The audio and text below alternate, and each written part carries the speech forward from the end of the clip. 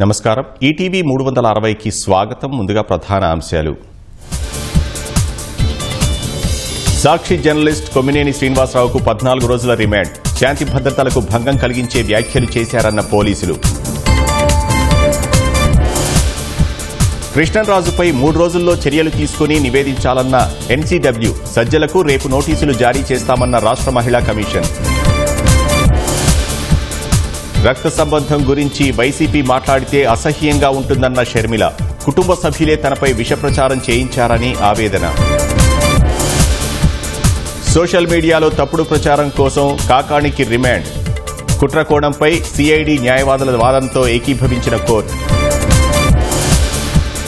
స్వర్ణాంధ్ర పారిశ్రామిక అభివృద్ధికి CM chairman గా టాస్క్ ఫోర్స్. కో చైర్మన్ గా చంద్రశేఖరన్, సభ్యులుగా ప్రముఖులకు చోటు.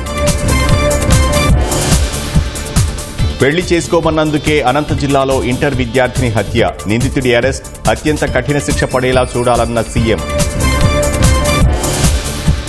11 ఏళ్లలో రక్షణ రంగంలో గణనీయమైన మార్పులు. అంతరిక్ష పరిశోధనల్లోనూ చారిత్రక మైలురాళ్లను సాధించామన్న ప్రధాని.